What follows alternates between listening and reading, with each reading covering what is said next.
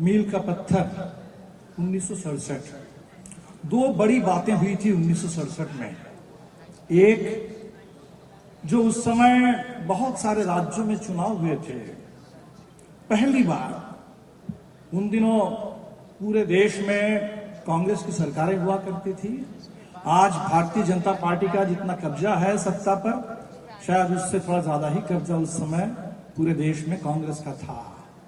लेकिन 1967 के जो मध्यावधि चुनाव हुए, कई राज्य विधानसभा के चुनाव हुए, पहली बार एक नहीं, दो नहीं, 9 राज्य में बदलाव के संकेत दिखे और 9 राज्य में गैर कांग्रेसी सरकारें बनी।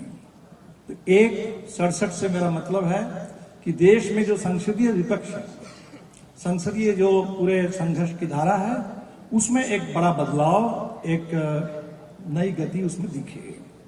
67 से मेरा दूसरा मतलब है, जहां से हमारी पार्टी निकली, नक्सलवादी।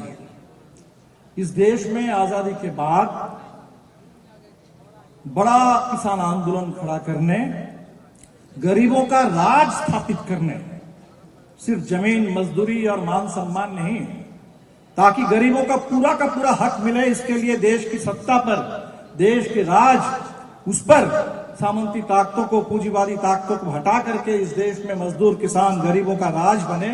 उस राज लाने के लिए नक्सलवादी में क्रांतिकारी उभार आया बंगाल में, और उसकी चिंगारी बिहार में आकर के गिरी, मुजफ्फरपुर में मुसहरी में, भोजपुर के इकवारी में। एक लड़ाई यहां भी शुरू हो गई। 74 की हम बात करेंगे तो 74 मतलब 70 का दशक।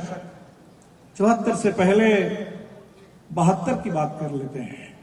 आज हम जून महीने में हैं और 10 दिसंबर 50 साल मनाएंगे एक महान शहादत के, जो महान शहादत मास्टर जगदीश मास्टर की शहादत, रामायण राम की शहादत, उसके 50 साल पूरे होने वाले हैं।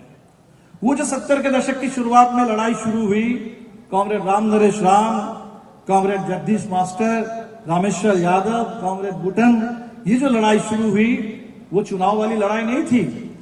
वो पूरे बिहार में सामंती सत्ता को बदलने के लिए, दमन को बदलने के लिए, खत्म करने के लिए, रोजमर्रे की जिंदगी में गरीबों के मान सम्मान को स्थापित करने के लिए बड़ी लड़ाई थी। इसी कड़ी में 74 भी आता है। छात्र नौजवानों का बड़ा उभार, एक गांव में गरीबों का उभार, एक शहर में, विश्वविद्यालय में, कॉलेजों में छात्र नौजवानों का बड़ा उभार।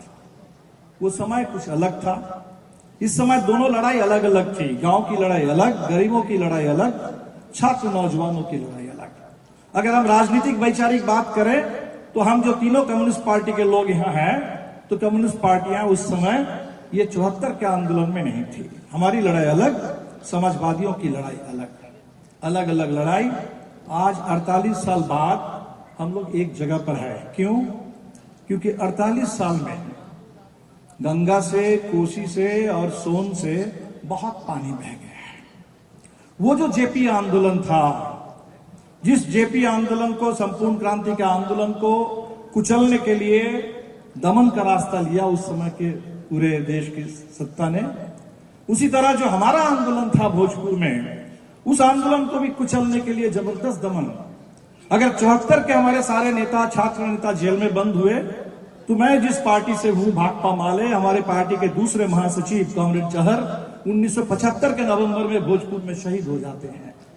तो दोनों आंदोलन को, उस समय दोनों आंदोलन अलग अलग, लेकिन दोनों आंदोलन को दबाने के लिए राज सत्ता का संपूर्ण दमन। लेकिन वो दमन चला नहीं। वो जो आपातकाल आया, थोड़ी देर के लिए आया, एक घोषित आपातकाल था, वो चला नहीं। जब आपातकाल खत्म होता है तो बिहार के मुख्यमंत्री और कोई नहीं, कर्पूरी ठाकुर बनते हैं बिहार के मुख्यमंत्री। एक बदलाव आता है, दिखता है। लेकिन आज हमारे सामने बिल्कुल स्पष्ट है, वो जेपी आंदोलन वो 2 धारा में बटा हुआ है। एक धारा जेपी आंदोलन से जनता पार्टी होते हुए बीजेपी, जेपी से बीजेपी, जेपी से बीजेपी तक एक यात्रा है, वो एक रास्ता है। उस रास्ते पर चलने वाले लोग वो कम से कम इस सभागार के अंदर नहीं है, वो बाहर चल रहे हैं अपने रास्ते पर और देश को ढकेल रहे हैं।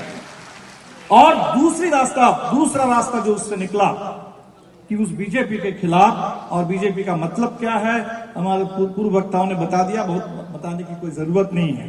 इसके खिलाफ लड़ने के लिए आज एक दूसरे तरह का गठबंधन बना है।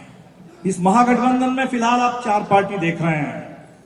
महागठबंधन के लिए हो सकता है कि महाशब्द के लिए और भी पार्टियां चाहिए, लेकिन इसमें जो 3 कम्युनिस्ट पार्टी आपको दिख रही है, उसमें माले सीपीआई और सीपीएम के साथ राष्ट्रीय जनता दल के रिश्ते बहुत पुराने हैं, हमारे रिश्ते नए हैं।